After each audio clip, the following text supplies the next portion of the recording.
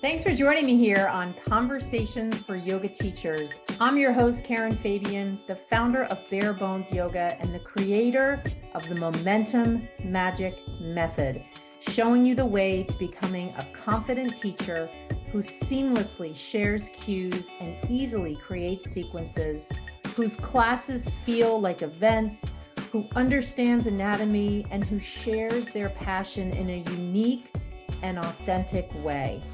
On the podcast, you'll hear anatomy lessons, stories from teachers, interviews with others in the field, and a dose of personal development.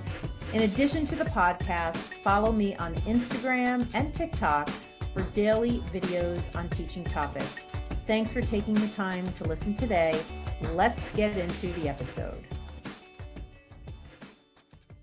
Hi there. Welcome to Conversations for Yoga Teachers. My name is Karen Fabian, and I am your host.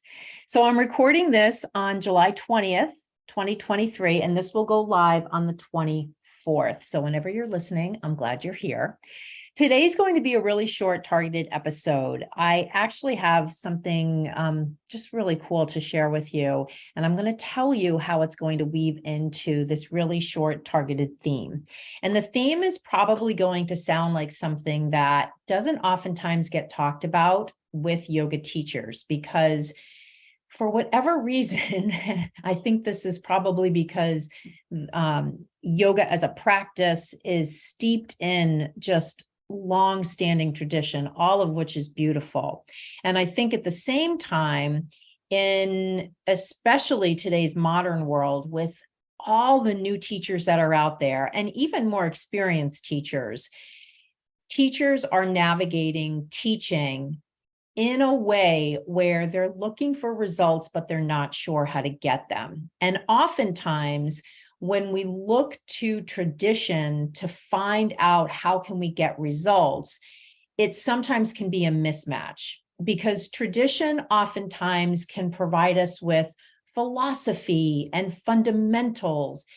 It's not always where we look when we want to get the step-by-step way of doing things. Now, of course, when we look at yoga sequencing, when we look at the alignment of the postures, all of that can be viewed through the lens of framework and blueprint. However, for many yoga teachers, the deeper they go down that path, the more confused they get. And I don't know if that resonates with you, but I can certainly say a lot of yoga teachers, after they complete their 200 hours, tell me that their brain is full of information, but they're not sure how to actually get started. And so that tells me that there's absolutely a gap. There is a gap between learning information, the sharing of knowledge, and the building of skills. And for most teachers, and I don't know if this was your experience when you graduated from your 200-hour, most teachers want to hit the ground running when they graduate. And that's often when they realize, holy shit, I don't actually know how to do this. And all of the feelings come up, right? All of the feelings of nervousness and worry and fear, most of all, fear people are going to get hurt, fear that someone's going to judge you, fear that you're not qualified enough. All these fears come up. So compounded by the gap around cueing skills and understanding anatomy and building sequences easily and quickly, walking around the room instead of practicing with your class. Having this gap around those skills is what oftentimes stalls teachers, and it squelches their enthusiasm because they come out of training with a lot of enthusiasm, and then maybe things go in just fits and starts. Maybe they take on a class, but then very quickly begin to feel the heaviness of it or the resentment towards it because it doesn't feel easy. Maybe they take on a couple of classes, and if this has been your experience, this will hit home for you. Very soon they start to realize how much time they're spending preparing for class every week. I mean, these are the things at the level of detail that really can benefit from some results-driven strategies. And you've probably, I don't know of any teacher training I've ever been to where the word strategy was ever used, where the word result was ever used. But I can certainly say, in the way that I work with yoga teachers, I work with them to help them get results. And I know from years of speaking to yoga teachers, the areas that most commonly come up that is where that gap is. And when you fill that gap with skills, that's when you get results. So what I wanted to talk to you about today is, what are some of the results that you can, I guess you could say, that you could expect from that you could expect as a yoga teacher. And these aren't necessarily results just about you, but these can also be results related to your students. But they're not necessarily results that have to do with, well, my students are all doing poses that are really challenging. That's not what we're talking about. And I'm going to get into that in a minute or two. So let's first look at what are some results that you might want. And some of these may hit home for you, some of them may not. So again, this is drawn from the many, many conversations I've had with teachers. And I want to share this with you to give you another lens through which to view your teaching. Because before I get into some examples of results, I want to share with you also some of the really interesting conversations I've had just this week with teachers who've been teaching for a while, over 5 years. And when I try to engage them in some conversation around, how is your teaching going? What kind of goals do you have? What kind of results are you looking for? They really are unable to share that. Like there's really nothing coming back that I can sink my teeth into.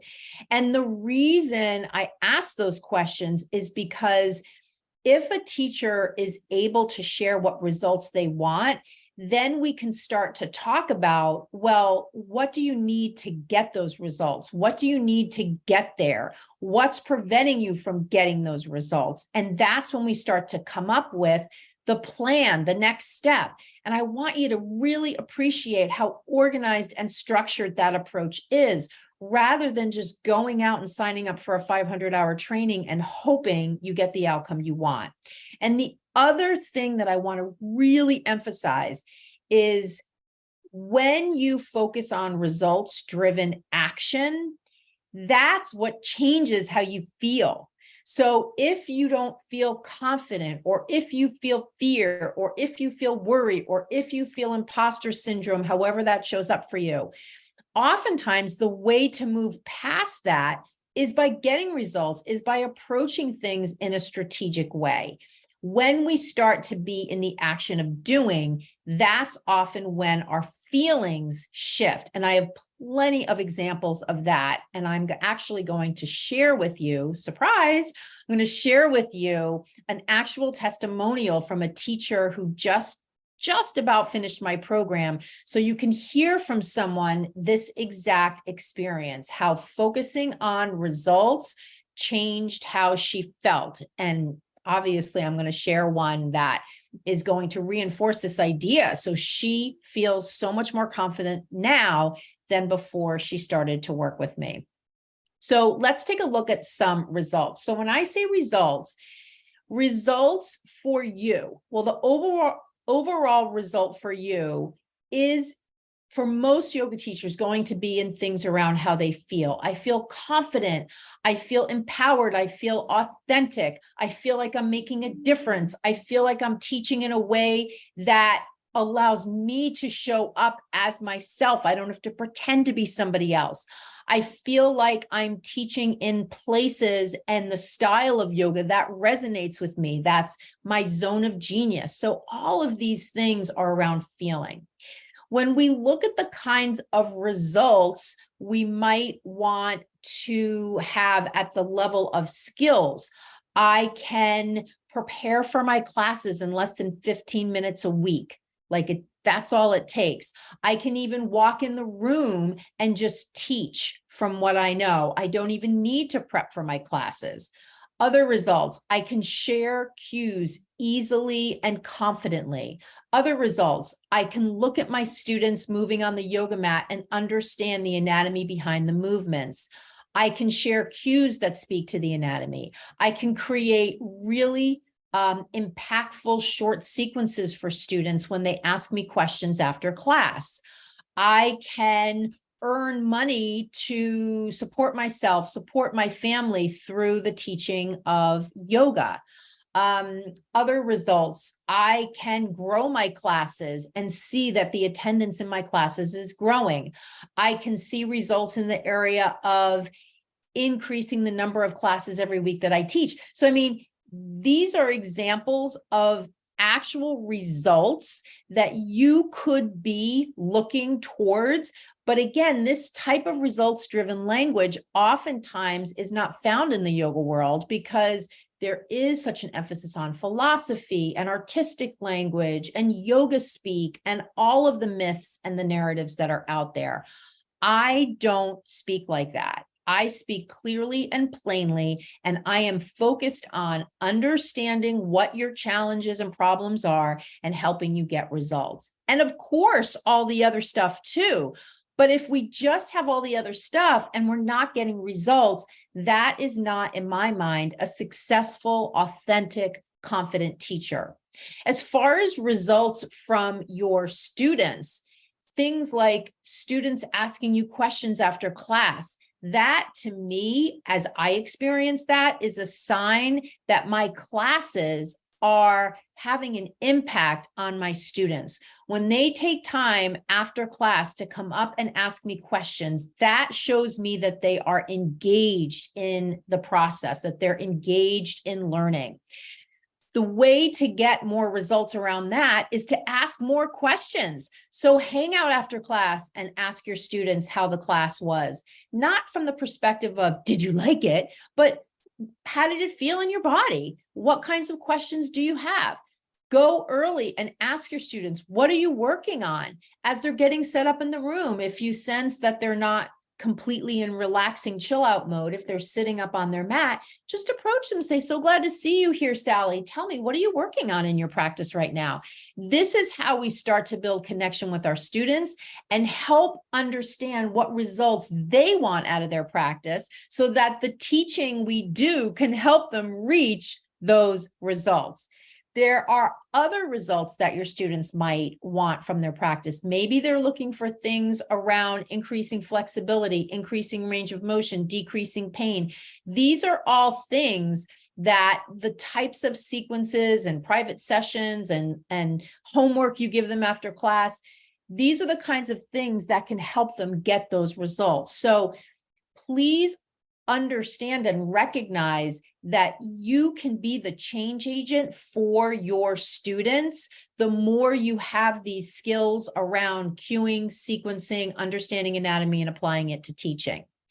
The last thing I wanted to say is I wanted to share like a really specific example of this because one of the newer teachers who enrolled in my program last week, we had our first momentum call. And in this call, as I do with all teachers who enroll, the first thing we did was we attacked a problem she had, and it was her choice as to which one we worked on first. Not my choice, not my agenda, her choice, 100% driven by the teacher when they enroll, so they get the biggest bang for their buck right away within the first 24 hours of enrolling.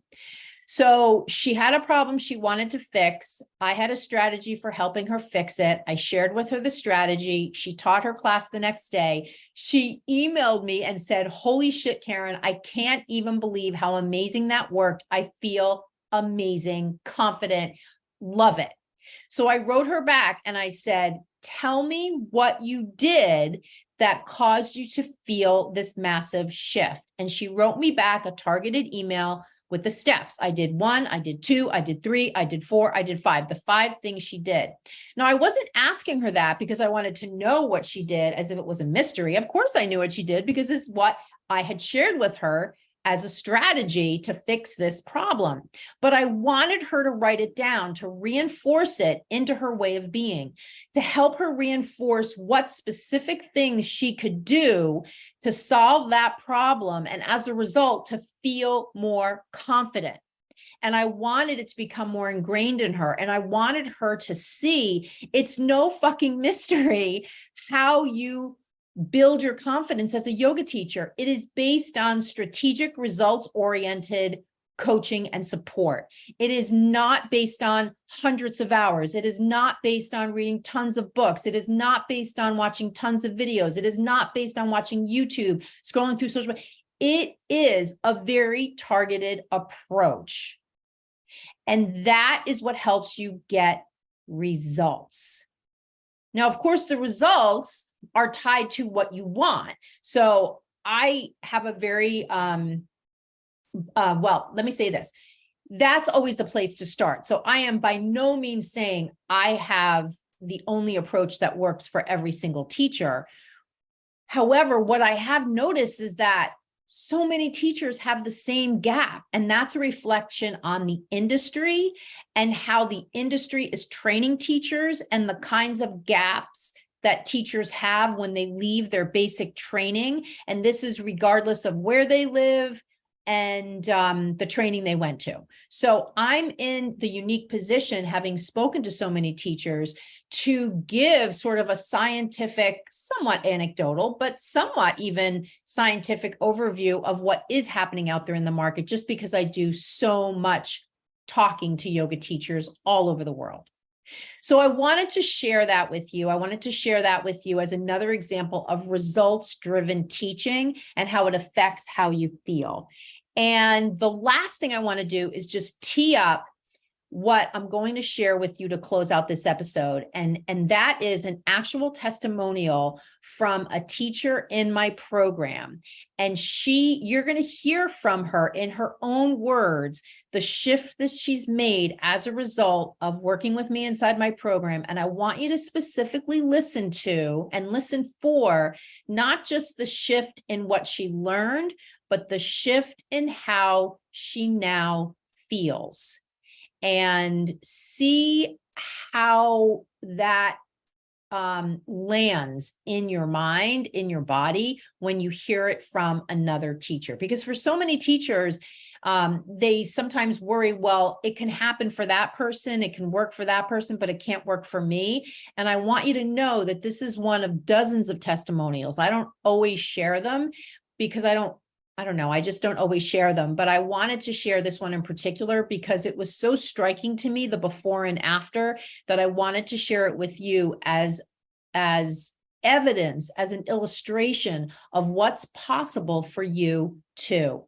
So after you listen to this, if you want results, I want you to send me a DM on Instagram and say, I listened to this podcast episode and I want results. I'll know exactly what you're talking about, and I can set up a results-oriented call with you and find out more about you and see if you are a teacher I can help as well. So we're going to roll that tape now so you can hear that testimonial, and I'll see you on the next episode. Namaste. Don't go though, because that tape's coming up. So how are things going? Really good. Yeah. Made a lot of progress. Like as I was sitting here, I was kind of reflecting of like where I was at the beginning of the course and now I'm towards the end, and just kind of the milestones that I've made. Huge. Yeah. I mean, do you hear this all the time? Like people are like, I do hear a lot of just feeling like light bulbs are going off left and right. And I feel like for you, when you email me some of the things that have come to you, it's just so great for me to see that you're making this forward momentum progress. What, when you look back, what stands out to you as your before persona and your now persona? well, a lot of it was like things that I didn't really know I was going to be learning per se, like a lot of like the marketing and all of those things, I didn't think I really overly cared about, but you had such a great part in the course about that. Like, what's his name? The online guy you interviewed, Yeah, the yeah. marketing Well, there was, specialist, yeah, him, and then there was Mel was the finance. Bell. Yeah. Oh, I was like so happy you had that in the course, not just for myself, but for other people to know that, especially the financial aspect of it, because you're tapping into something that's not mainstream per se there.